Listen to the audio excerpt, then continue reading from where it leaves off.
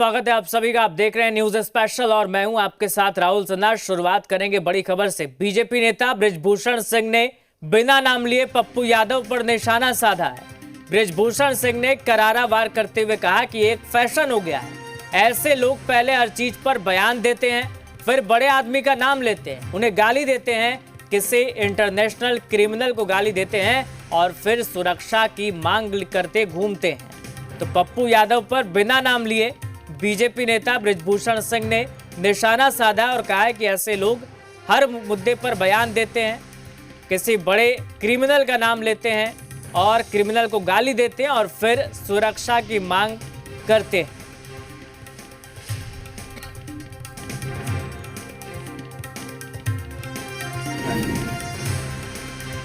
ऐसा हो गया है, किसी बड़े आदमी का नाम लो, बड़े आदमी को गाली दो, किसी अंतरराष्ट्रीय क्रिमिनल को गाली दो, राष्ट्रीय क्रिमिनल को गाली दो, किसी मजहब को गाली दो, किसी जात को गाली दो और सरकारी सुरक्षा लेकर घूमो। हमारी बहुत दिनों से ये मांग है और आज भी मांग है कि अगर हम किसी समाज की निंदा करते हैं, किसी मजहब की निंदा करते हैं, तो हम व्यक्तिगत कैपेसिटी में करते हैं, तो हमको सुरक्षा नहीं मिलनी चाहिए। ये कानून होना चाहिए, क्योंकि एक फैशन हो गया है। ये बयान देकर के सुरक्षा मांगो। सरकार से आग्रह करता हूं कि चाहे कोई बाहुबली हो, चाहे कोई धर्मगुरु हो, चाहे कोई नेता हो, या किसी जात का लीडर हो, या किसी मजहब का लीडर हो, देश के खिलाफ, यानी देश और समाज में जो विग्रह पैदा करने वाले वक्तव्य हैं, ऐसे लोगों को सरकार को सुरक्षा नहीं देनी चाहिए।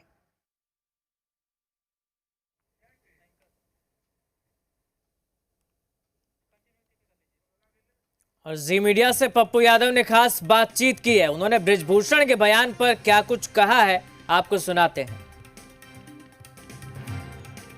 बिहार के पूर्णिया से सांसद पप्पू यादव को लेकर के घमासान थमने का नाम नहीं ले रहा। लॉरेंस बिश्नोई को लेकर दिए गए बयान को लेकर उन्होंने सफाई दे दी है, लेकिन इस पर राजनीति भी शुरू हो चुकी है और बीजेपी के नेता बृजभूषण शरण सिंह ने इसको लेकर के उन पर निशाना साधा है और खुद हमारे साथ पप्पू यादव जुड़ चुके हैं।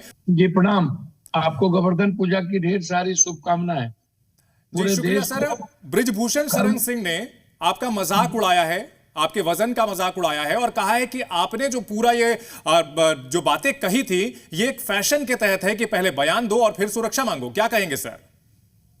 सर मैं उनको सलाह, देखिए ऊंट बैठियो जाए तो गधा से ऊंचा है, हाथी चले बाजार कुत्ता भूखे हजार। उनको अपनी बात करना चाहिए। जो बृजभूषण शरण सिंह ने बयान दिया है वो एक बार सुनाते हैं आपको और अपने दर्शकों को उस पर आप रिएक्शन फिर दीजिएगा। फैशन हो गया है, किसी बड़े आदमी का नाम लो, बड़े आदमी को गाली दो, किसी अंतरराष्ट्रीय क्रिमिनल को गाली दो, राष्ट्रीय क्रिमिनल को गाली दो, किसी मजहब को गाली दो, किसी जात को गाली दो और सरकारी सुरक्षा लेकर घूमो। हमारी बहुत दिनों से ये मांग है और आज भी मांग है कि अगर हम किसी समाज की निंदा करते हैं, किसी मजहब की निंदा करते हैं, तो हम व्यक्तिगत कैपेसिटी में करते हैं, तो हमको सुरक्षा नहीं मिलनी चाहिए। ये कानून होना चाहिए, क्योंकि एक फैशन हो गया है। ये बयान देकर सुरक्षा मांगो।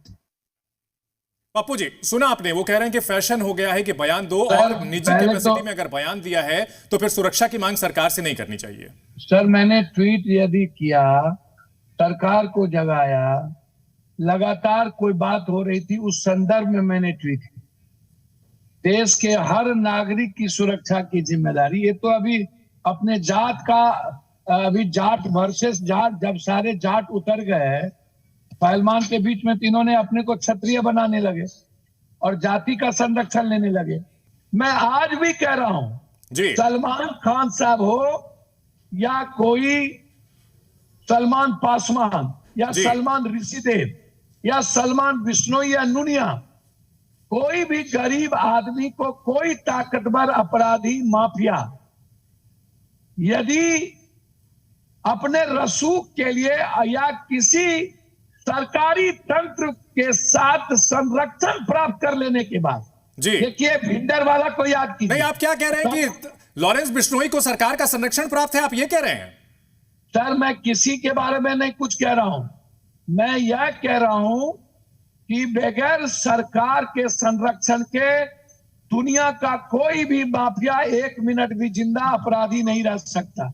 जब सरकार किसी कानून में रह करके बाहर लुटेरे को नहीं ला सकता जी, और पाकिस्तान से कोई दाऊद को नहीं ला सकता, तो कोई यदि यह बोल दे कि दाऊद इब्राहिम जी को पाकिस्तान की गवर्नमेंट या देश दुनिया की गवर्नमेंट का संरक्षण प्राप्त नहीं है, तो मैं नहीं मानता हूं। आप इसको समझिए, चाहे कोई आदमी हो। आप दाऊद इब्राहिम को दाऊद इब्राहिम जी क्यों बोल रहे हैं सर? दाऊद इब्राहिम तो देश का भगोड़ा आतंकी है भैया। आप देश का भगोड़ा है, उसको भगोड़ा नहीं, उसने तो बम ब्लास्ट किया था, बेगुनाहों को मारा था, आप उसको जी क्यों कह रहे हैं सर? मैंने जी की बात मैं नहीं कहा। आप जैसे किसी अपराधी का नाम लेते हैं, तो मैंने कहा कि दाऊद इब्राहिम हो या कोई हो, जी जी एक लैंग्वेज शब्द, वो इंटरप्रिटेशन है। कोई मैंने ही ये सवाल उठाया ना। जब मैं ये सवाल उठा रहा हूं, बिना संरक्षण के कोई इंटरनेशनल माफिया दादा नहीं रह सकता सर। बृजभूषण शरण सिंह का एक और बयान आया है, वो भी अपने दर्शकों को सुनाते हैं, उस पर फिर आपका रिएक्शन लेंगे सर। सरकार से आग्रह करता हूं कि चाहे कोई बाहुबली हो, चाहे कोई धर्मगुरु हो, चाहे कोई नेता हो, या किसी जात का लीडर हो, या किसी मजहब का लीडर हो, देश के खिलाफ, यानी देश और समाज में जो विग्रह पैदा करने वाले वक्तव्य हैं, ऐसे लोगों को सरकार को सुरक्षा नहीं देनी चाहिए। पप्पू जी, सुना आपने कि बृजभूषण शरण सिंह कह रहे हैं कि भाई ऐसे लोगों को सुरक्षा नहीं देनी चाहिए, आप पर टारगेट करते हैं।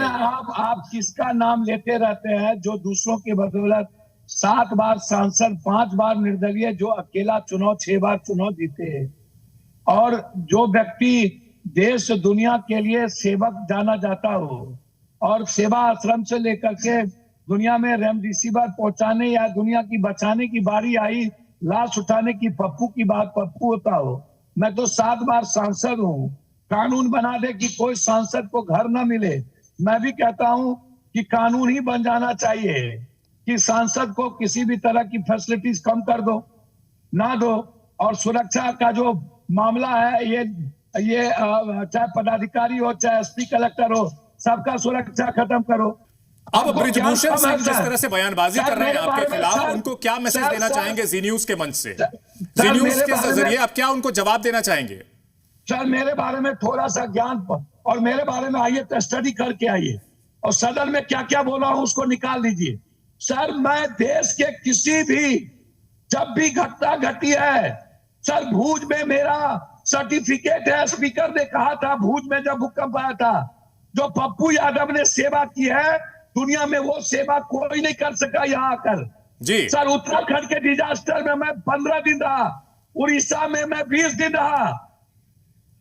सर मेरे बारे में जानिए।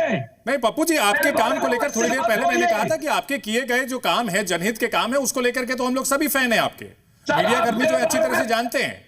लेकिन ये इस तरह का जो विवादित बयान आप देते हैं और उसके बाद आपके ऊपर आरोप लगता है कि ये फैशन बन गया है, सुरक्षा के लिए आपने किया था, पब्लिसिटी के लिए किया था। मैं आपको बार बार कह रहा हूं, मैं सांसद नहीं हूं, आज भी कह रहा हूं कि चाहे वो फिल्म स्टार हो, चाहे सलमान, जब भी कोई ऐसी बात आएगी जी, हम सरकार को जगाने का काम करेंगे।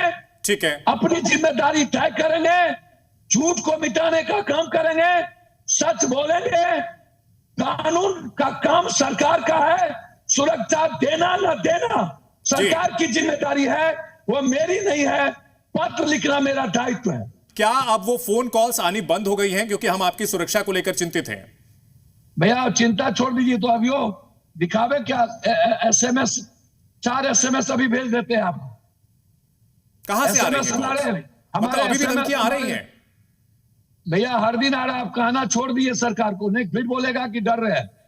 तो भैया डर रहे हैं तो खुश रहो ना, कुछ जात वाले, कुछ पार्टी वाले लोग खुश रहिए ना। हम डर गए, खुश रहिए। हम क्षमा चाहते हैं, हम डर गए। वो तो सदन में पता चलेगा, लोकसभा में हम डरे कि क्या हुए। हम जा रहे हैं झारखंड और बंबई चुनाव प्रचार करने के लिए। कल जमशेदपुर में मेरा चुनाव प्रचार है जी। हम डर गए। या आप डर गए? इसीलिए आप क्या ये तंज के तौर पर कह रहे हैं? हम महाराष्ट्र जा रहे हैं चुनाव प्रचार करने के लिए जी। और हम व्यक्तिगत तौर पर सलमान खान साहब से हमेशा मिलेंगे। चलिए आगे बढ़ते हैं। एक सरकारी स्कूल जो 15 सालों तक कागजों पर चला, 15 साल बाद उस स्कूल को दूसरे स्कूल